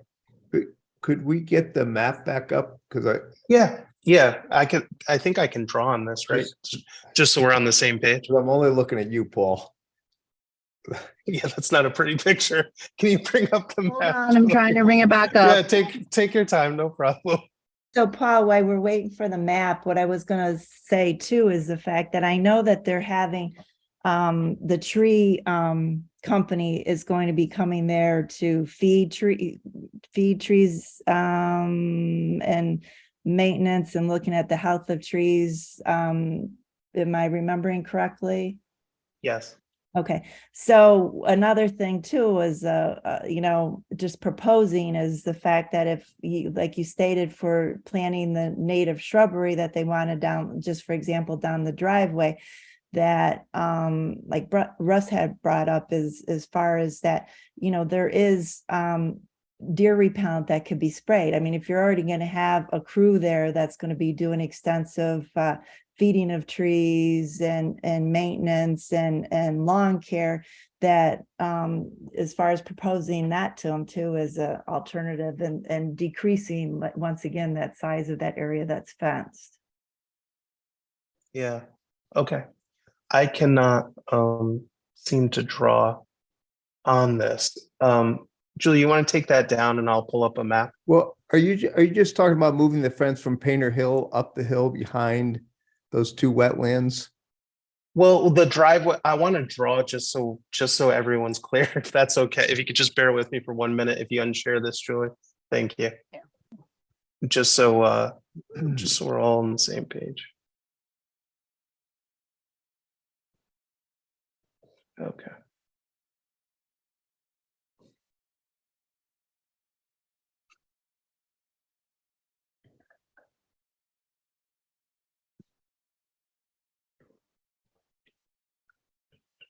While you're doing that, Paul, what's the total Yes, go ahead. acreage of this property?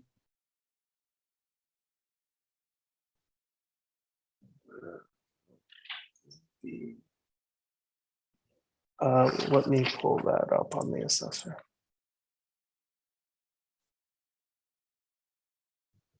So the red line is the approximate driveway location. Do you see that on the screen? Yes. So what I drew on there was showing a proposed relocation of that fence. So those two wetland pockets would now be totally outside of the fenced area.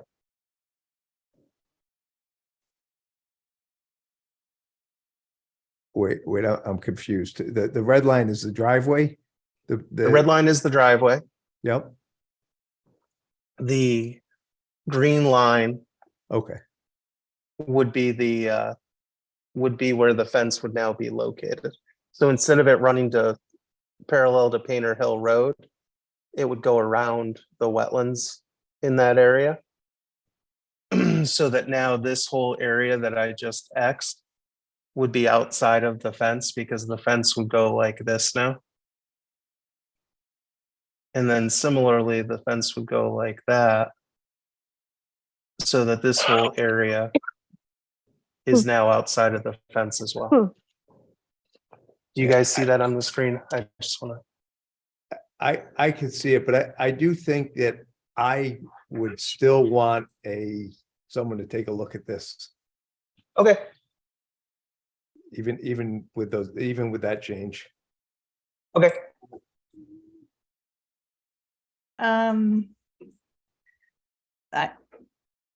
I'm taking, this is the first time that this plan has come to the meeting, correct? I'm sorry, Paul, I apologize. No, it was here in December. It was, okay, sorry, I Yes. wasn't here and That's okay. I don't have everything in front of me, so. No, that's fine. No problem. Okay, so we have until next meeting then? Time for Yep. time? Okay. Yep. All Yep, right. correct.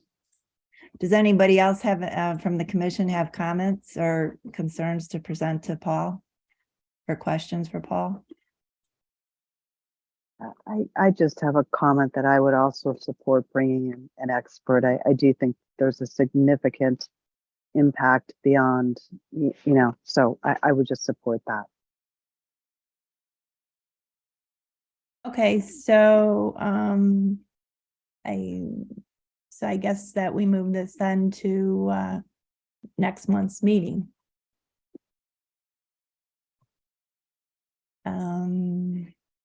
Is that good? It's good. And Absolutely. in the meantime, we have to try to engage someone. I'm sorry. So sorry, Paul, too. Another question for you. There was a site walk done on this, did you say?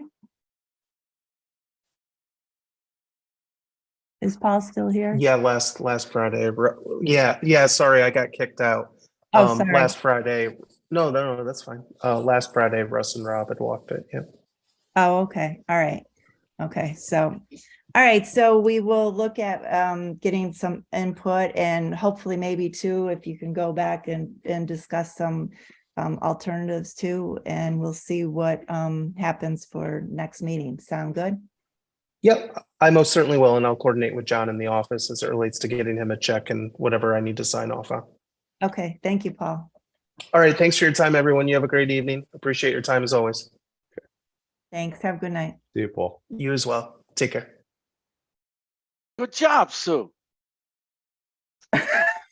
Oh, boy. Nice job. It's all right. Got to stand up when you got to stand up. World's a Trial by crazy, fire. world's a crazy place. Don't poke a sleeping bear. So on to the can I next make- application. Can I just make a quick comment? Yeah. Is that I do think that that we do need to probably, and it's not in with inland wetlands, but I think the town probably needs to look at, I don't even know if that would fall under zoning, but there's a couple of things that I think in the past year or so that have happened that is not a wetland situation, but is affecting some pieces of property that maybe we need to, I don't know, who zoning or, I'm on it. That's why I stepped down. I'm on it. okay, You can't work against something and okay, reasonably make a decision. That's why I stepped down. I had to Okay. make a choice to either stay on this or work to protect this town. And this town's going to need protecting when you get with stuff going on like that, I mean,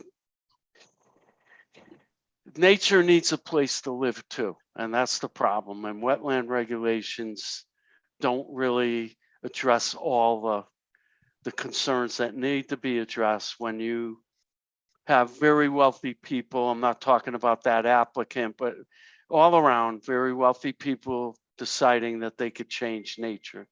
And they have the money to do it. And unfortunately, they don't have the love of nature that all of us do and volunteer. And that's unfortunate, but we will prevail in this town.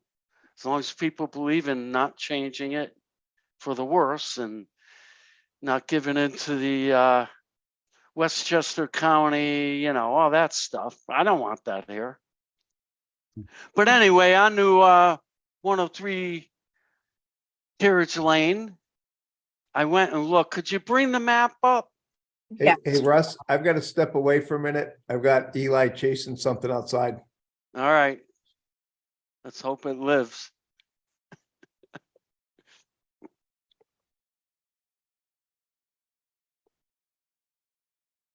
Yeah, I went there today. There's no problem with this at all. The wetlands are far back and there's a slope. And where they want to put this, I think there's a bunch of logs and stuff now, but There's not an issue with it. Anybody have any questions?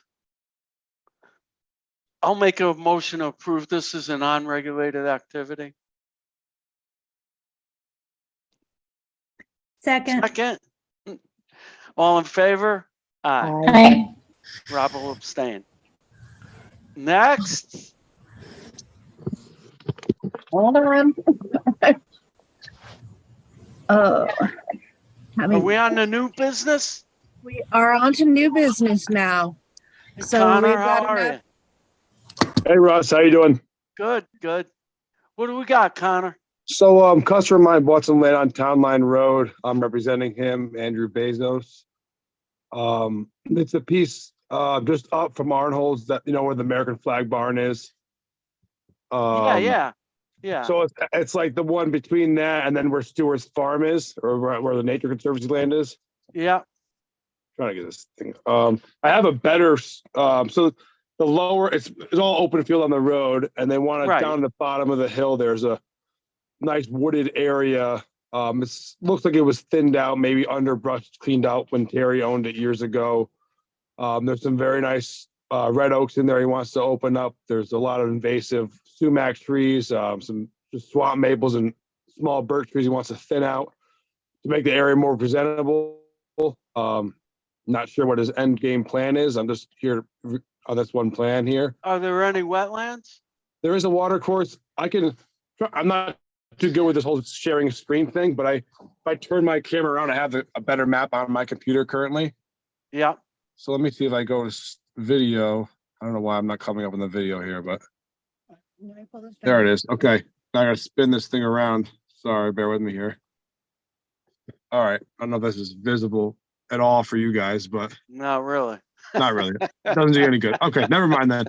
If you look at the map that I provided Yeah, in the application, I know it's not very good either, but let's see here. well, we got to go look at it anyway. Yeah, we gotta do a So sidewalk. But if you you look want at to that, meet, you want to meet somebody out there and that's that's the first meeting. So I assume that's what we have to start with at first. Only a very slim portion of what we're doing is within regulated wetlands. Most of it's outside the regulated area. But I just want to do my due diligence before we start, doing anything there. If you look at the map, let me just scroll down so it's in front of me. Pretty much where they have that area circled and crossed, where it looks like Sledded Cut's going to be. yeah, Just to the right of that, like pretty much around his property corner, there is a stream that comes through there.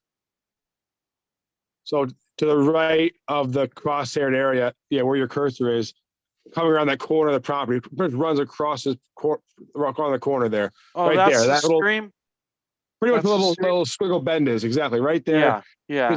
The stream comes around a bend right there. It has a deep ravine, and it's very deep, so it drops down a lot. It's not like a swampy area whatsoever. But so there's trees to be cut within 100 feet of that. Yes. All right, we'll take a look at it.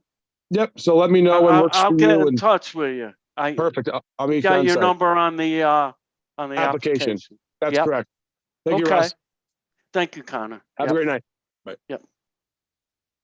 Next, Okay, next application, Northwest Land Conservancy for, I believe, property on Apple Lane.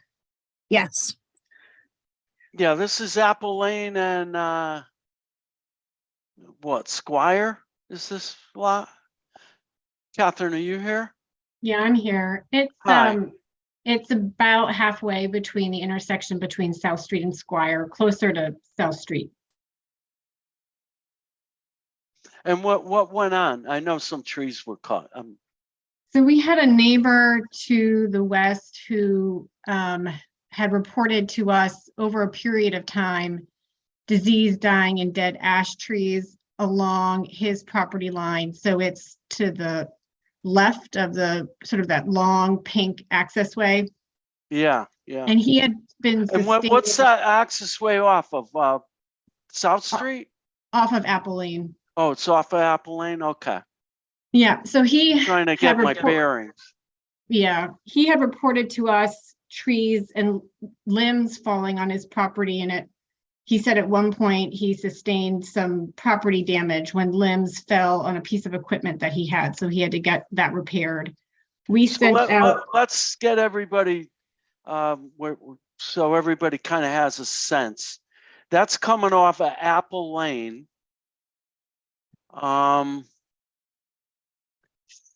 and South Street is, you probably can see a little bit of South Street. We didn't label the road names, but up on that top right corner, I think that's South Street there. Okay, and where would Squire be? Squire would be off the map to the left. Yeah, that big pond, that's a pond, right? Okay, anyway, so what happened? You went in, cut trees, and it happened to be wetland, or? Yeah, so there were 5, we sent out a consultant, and there were 5 dead ash trees, dead or dying ash trees in that property, and 2 cherry trees.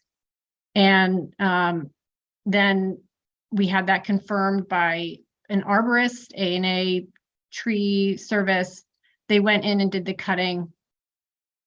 And then we discovered after the fact that there were inland wetland soils on that entryway. No machinery was brought into the property or into the wetlands. A&A tree service parked a bucket truck on the road and on the neighbor's driveway to the west. They used a bucket truck to cut the trees, and then they left the trees on the property, which is one of our approaches for tree cutting when we want to be leaving the property in its most natural state. So the trees weren't cut up or chipped or whatnot. So the trees weren't really cut in a wetland. It's just that they accessed over wetland soils. Yeah, no equipment was brought into the wetland, but they cut trees that were in a wetlands. Okay. All right. So what happened is John Cody's either saw this or got a complaint and stopped the work, and Catherine was obviously she's going to be very cooperative because she's the executive director of the Northwest Connecticut Land Conservancy, which used to be Wheatenog, right? Is that how you say it? That's why you changed the name. Nobody could say it. It helps. I still hear that Northwest Connecticut Land Conservancy is a mouthful, but it used to be Wheatenog. Yeah. And you've owned this land for a while, or I never knew you even had land on? Yeah, we've owned this land probably dating back to the 80s or the 1970s. It's a long standing piece. Oh, wow. Wow. Okay. So no big deal. We asked you to submit an after the fact application, which you did. Does the commission want to charge the conservancy a fee? We have the $350 after the fact, or do we want to waive that? I think we should waive it. Yeah, I agree. Yeah, we should send that check back. And no problem, Catherine. Always feel free to call me or John if anything's going on, and we'll be happy to help. So I'll look for a motion to approve this after the fact as a regulated activity. So moved. Second, Second. all in favor? Aye. Aye. Thank you, Catherine. Sorry you had to sit so long. Usually our meetings aren't this long, but. Well, you every all are now and doing extraordinary work. So thank you for what you're doing on behalf of the town. Thank you. And your dad was a great guy. I really miss him. And say hi to Margaret. I will. Talk to you soon. Okay. All right. Thank you. Bye. Thank you so much. Bye. Okay. What's next? You now have your John's report, WEL report. Well, he made it all up. John, are you here or did you go home? Yeah, I am home and I'm here. It's nice to see everybody. Hey, John, you know what I think would be helpful? Sure. If you could do this before the next cease and desist. Could you write up a simple timeline, like when it all began. You know, nothing long, just date, NOV issue, date, Sure. I'll cease do and desist meeting, she didn't show up, you know, that, so that I think we're getting so far out there that we're all gonna lose how this all kind of went together. Sure, I'll just go through the file and do a bullet point. Okay. Perfect. But as you can see, it kind of slowed down a little bit at the downstairs, the town hall. Still pretty busy with complaints and investigation stuff. Those are Yeah, just, and what I told you about on South Street, that was Eversource. yeah, I got the address. I have a letter ready to go to them, but I haven't found out from them yet, but I will. I'm pretty sure it's Eversource, but I'll Well, still you get in can't, touch. you can't issue a NOV to Eversource. They're exempt. Yeah, with the They're power lines exempt. and all. They don't have to abide by wetland regs during routine maintenance. Yeah, but I'll still reach out to the homeowners and just. I wanted to make sure the homeowners didn't do, you know, because they cut them down into the brook and left a mess there. And I'm sure if it is Eversource, they'll come back and they'll clean that up. I doubt. I didn't see any trucks there today, but they have been on that road, so I'll find out. Okay. Yeah, thank you, John. No problem. Thank you, Russ. Yeah. Any questions for John?